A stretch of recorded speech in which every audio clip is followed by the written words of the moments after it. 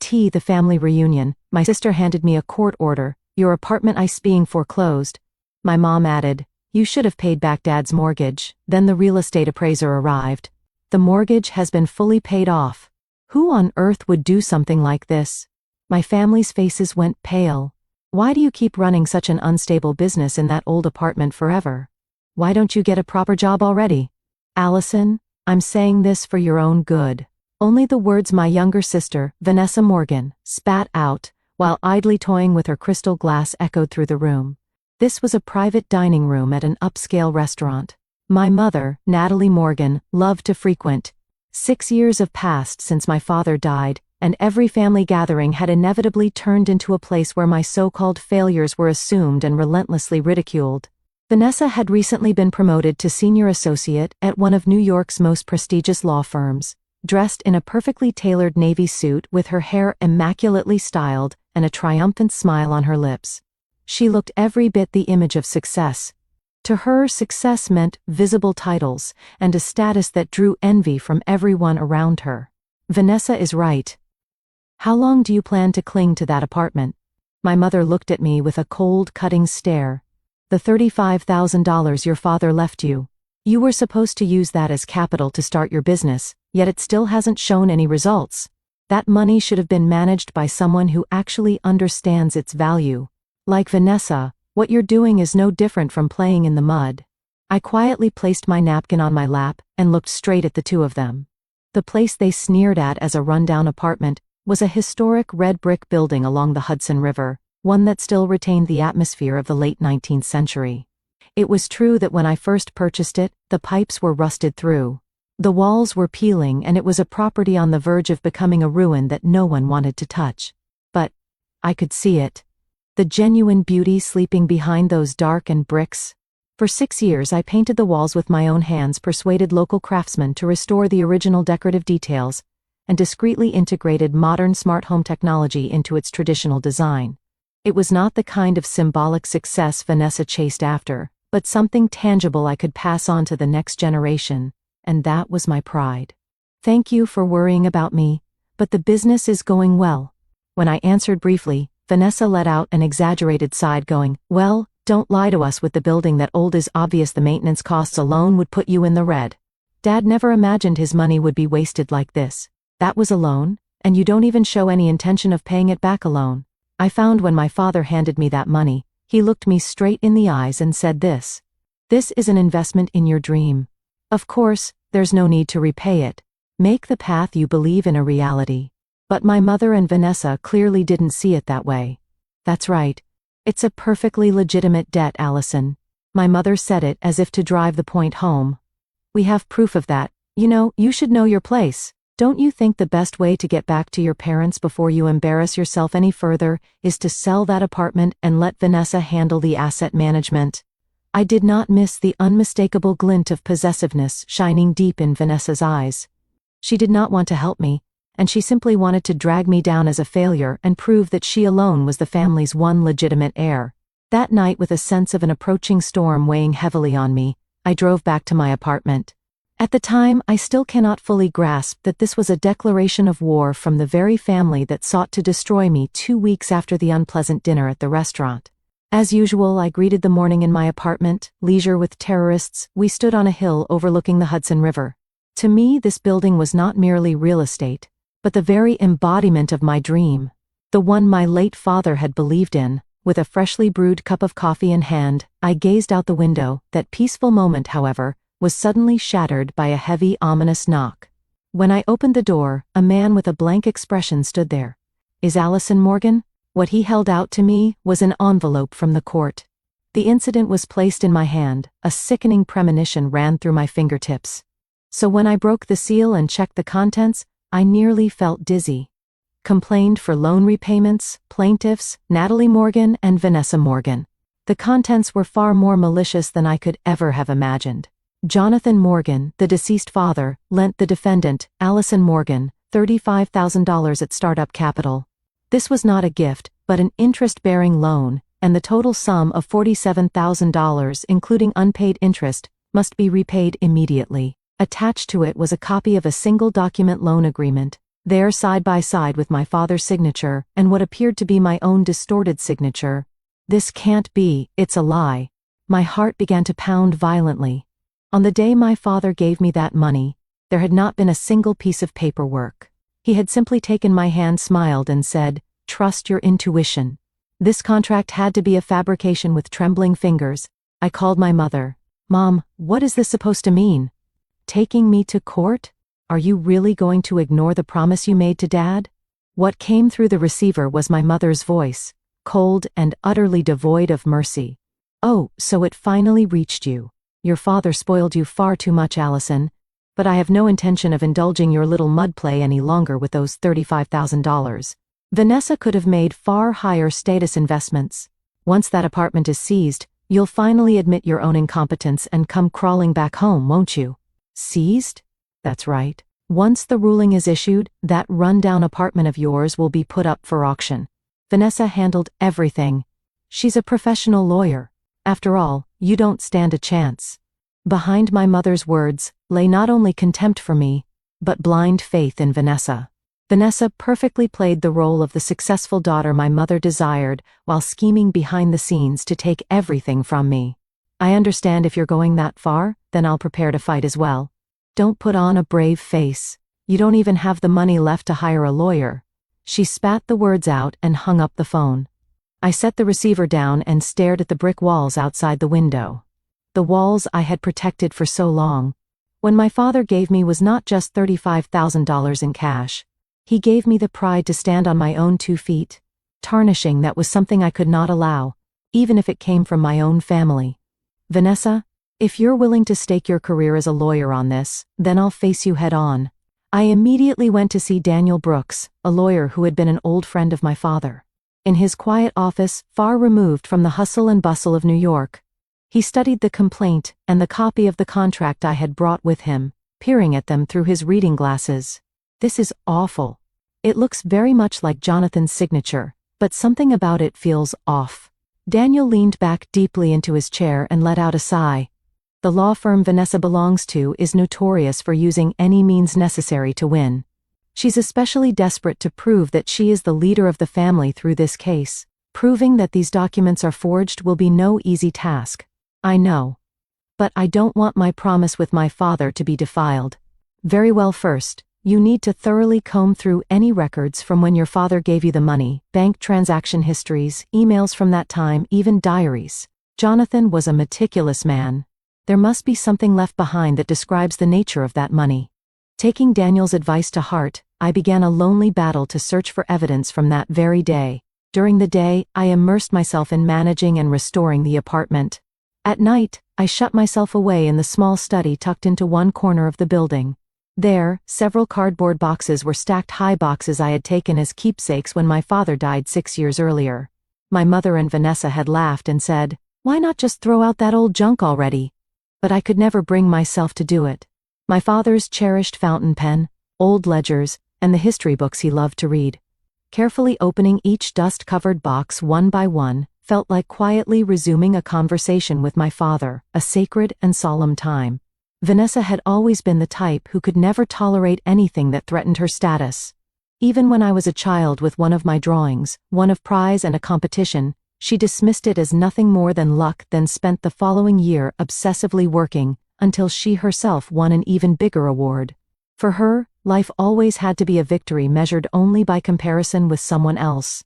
This time, too, I was certain that her decision to sue me was not simply about money.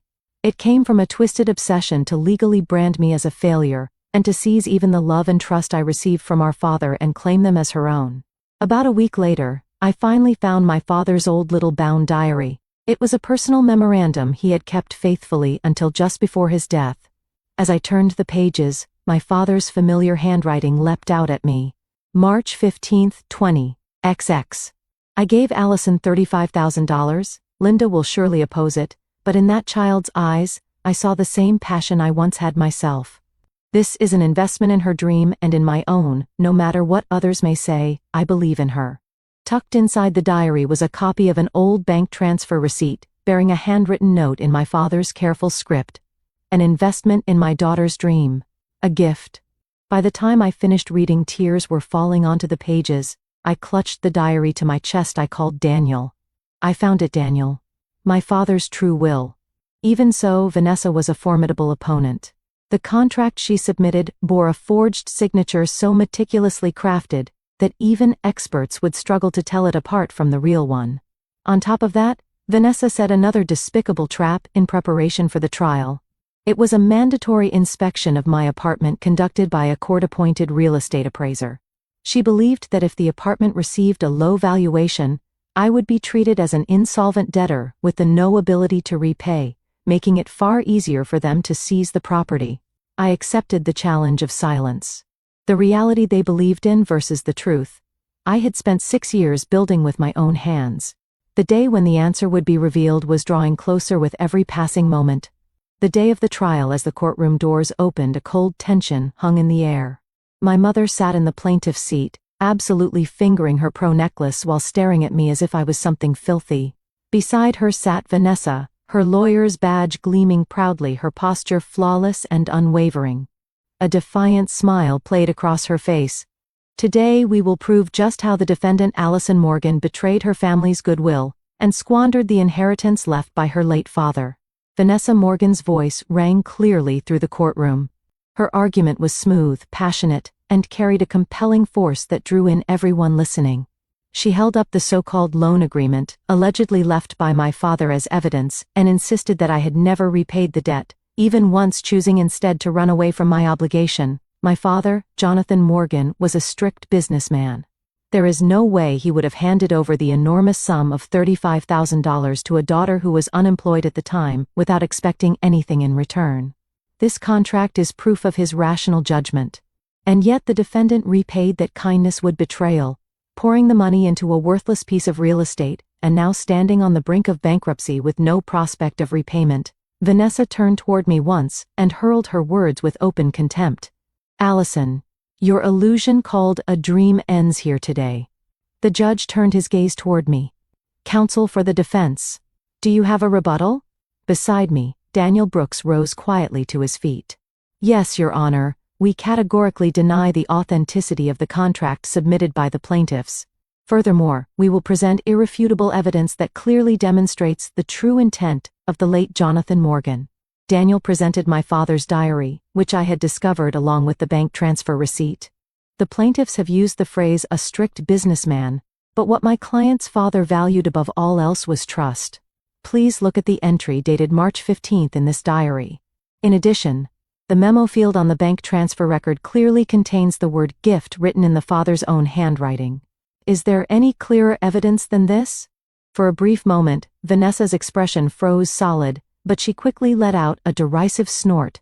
Your Honor, an old diary like that could easily be fabricated. However, the contract I possess bears a legally binding signature. It should be obvious which one deserves your trust. Then let us discuss that signature. Daniel produced yet another document. We commissioned one of the nation's leading handwriting analysts to examine the signature on the contract submitted by the plaintiffs. The conclusion was that while the writing habits closely resemble those of the deceased, the pen pressure and ink pooling differ from his usual patterns, leading to the assessment that it was highly likely a forgery produced with exceptional precision. A murmur rippled through the courtroom. I could see the color draining from Vanessa's face. Her pride, her status as a lawyer, and her conviction that she alone was the rightful heir all began to crumble audibly. Yet the judge remained calm. The credibility of documentary evidence requires careful consideration. Now then, in connection with this lawsuit, the court has received the report from the court-ordered appraisal of the defendant's property. Let's review its contents here as well. Vanessa straightened her back at once, as if to conceal her momentary agitation. She was still convinced of her own victory. After all, to her that apartment was nothing more than a worthless run-down building. She believed that if the property were given a low valuation, my ability to repay would be denied. And regardless of whether the contract was genuine or not, I would be cornered and branded a failure. Yes, Your Honor, please go ahead and read out the value of that building, which is no better than trash. That should make it even clearer who is telling the truth. Vanessa looked at me with a triumphant expression. The courtroom fell into a heavy, deathly silence. The report in the judge's hands. It was the official appraisal prepared by a real estate appraiser appointed by the court. Vanessa exchanged confident glances with my mother's seat to be beside her. The appraiser stepped up to the witness stand. "I will now report the results of our investigation." The appraiser's voice echoed heavily through the dry courtroom. The subject property, Leisure Wood Terrace, located along the Hudson River, built in 1892, prior to our inspection based on materials provided by the plaintiffs. We had assumed it to be a dilapidated structure, a little more than a ruin.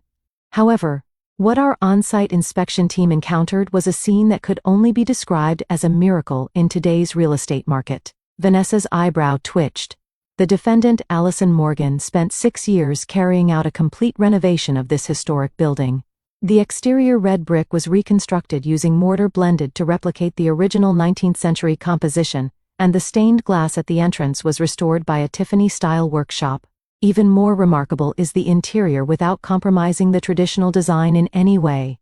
State-of-the-art thermal and sound installation panels have been embedded within the walls, and a top-tier smart home system has been installed throughout every unit. The appraiser turned a page of the report and adjusted his glasses. A particular note is the property's occupancy record. This apartment building has gained extraordinary popularity among New York's wealthy residents and artists, as a word-of-mouth only hidden retreat. The current occupancy rate is 100%. The waiting list now includes more than 50 prospective tenants. The annual rental income calculated as net profit after expenses amounts to an astonishing $248,000. "What did you say?" A faint, disbelieving voice escaped from my mother's lips. Her hand trembled as it gripped the armrest of her chair. The appraiser continued as if delivering the final blow, taking into account current market trends, historical value and profitability. "I have calculated the final appraisal of the asset. The market value of this property does not fall below $4 million at present." The courtroom erupted into an explosive roar of noise. $4 million. That's impossible. Vanessa sprang to her feet, letting out a cry that sounded more like a scream than something befitting a lawyer. "This has to be some kind of mistake. There's no way a place that old, a building that looks like it's haunted, could be worth that much. She's nothing but a failure. She was supposed to have just thrown Dad's money straight into the gutter." I rose slowly to my feet before Daniel could stop me. I stepped forward on my own, and I locked eyes with my sister, who was shouting with a trembling voice.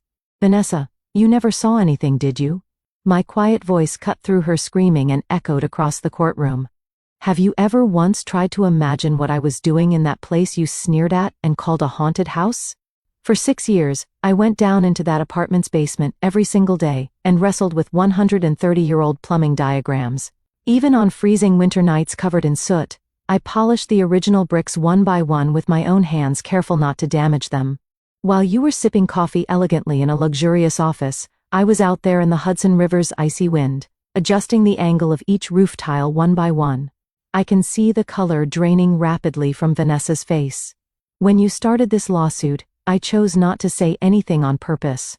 It was convenient for me that you believe I was a failure. But, Vanessa, the annual net profit of that rundown apartment you despise so much exceeds $240,000. And its market value easily surpasses the salary you've been spending your entire life trying to reach by chasing a partner track at your law firm. After taking a breath, I slammed another file Daniel handed me down onto Vanessa's table. "And as for this contract, I'll explain it myself." Vanessa's shoulders jerked. "Vanessa, you made a fatal mistake as a lawyer. I asked an engineer, I know, to recover every single output history. You forgot to delete from your firm's servers. And there was the log data from 3 months ago showing you used the office multifunction printer to scan Dad's signature and produce this forged contract." "What? Why do you have something like that?" "Because I knew just how cruel you could be when it came to protecting your status. Using Dad's signature to frame me at Vanessa, and trying so hard to win against me, you crossed a line that a lawyer must never cross." I turned to my mother as she sat there with her mouth half open, looking as if she had seen a ghost. "And you, Mom, you went along with Vanessa's lies too, but what a shame. What I built over these past 6 years isn't some cheap dream you could seize. It's an unshakable success, one that your imagination can't even begin to catch up to." Vanessa collapsed weakly into her chair, and the suit that had once been perfect was now damp with the sweat of despair. The arrogant light in her eyes had vanished, replaced by a flood of fear as her career began to crumble before her. The judge struck the gavel heavily. Order, Defendant Allison Morgan, the evidence you are presented suggests facts of the utmost seriousness. Our lies in the courtroom turned and pierced into Vanessa at once. There was no longer any escape. After alternating his gaze between the contract submitted by Vanessa and the multi-function printer log data, I had presented the judge fixed Vanessa with a cold, unyielding stare. Counsel for the plaintiffs of Vanessa Morgan, you're suspected of having committed one of the most abhorrent acts for anyone in the legal profession. The fabrication of evidence presented before this court. This matter goes far beyond a mere family financial dispute and constitutes a grave challenge to the integrity of the judiciary. Accordingly, this lawsuit seeking repayment of a loan is hereby dismissed in its entirety, effective immediately due to the failure to establish the authenticity of the evidence. The moment those words echoed through the courtroom, Vanessa collapsed into her chair like a puppet with its strings cut. But the judge was not finished.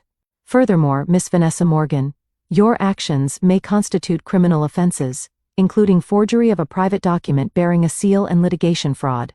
This court will forward all related materials to the competent prosecutor's office and request consideration of criminal charges. In addition, a formal recommendation will be submitted to the State Bar Association seeking disciplinary action against you. Criminal charges, disciplinary action. Vanessa murdered the words hollowly. The status of lawyer, where she had staked her entire life on obtaining, was slipping through her fingers. Her face was drained of color, and no words of rebuttal came from her trembling lips. When the trial ended, and I stepped out into the hallway, I found it packed with relatives who have been waiting eagerly for my defeat. But the words $4 million and fabrication of evidence, which had leaked out of the courtroom, had completely shifted where they stood. Allison, an aunt, rushed toward me with a smile that flipped instantly like a turned palm. To think you had turned that apartment into something so valuable.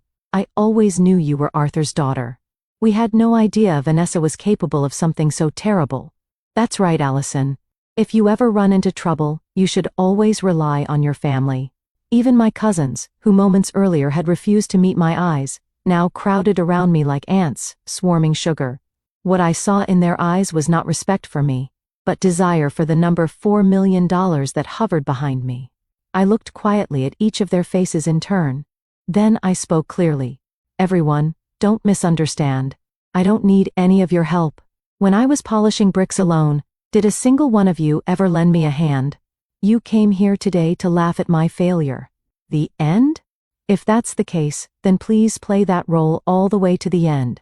As my relatives fell silent, I stepped in front of my mother and Vanessa, who was standing there unsteadily. My mother wore a frightened expression. Allison, you'll let your mother in a room in that apartment too, won't you? With Vanessa like this, how we're supposed to live from now on? Mom, just a moment ago, you called me an incompetent daughter and tried to take my home away from me. I said it in a voice so cold, it's prized to even me. I am not your property, and you will receive not a single cent of profit from me. This is the end. Do not ever contact me again. Allison, wait. Leaving my mother's screen behind me, I walked out of the courthouse without turning around even once. 6 months later, a feature article appeared on the front page of the Sunday edition of the New York Times. Guardian of History, the young female entrepreneur who transformed a Hudson River ruin into one of America's most exclusive luxury properties. The article featured photographs of the beautifully restored Leisurewood Terrace, along with a detailed account of my approach to preserving historical value while maximizing profitability through cutting-edge technology. The waiting list for my property grew even longer, and among celebrities and tech moguls hoping to move in, gaining my approval, have become a status symbol in itself. As my own life grew brighter, I heard from Daniel that the situation facing my mother and Vanessa was bleak and cold.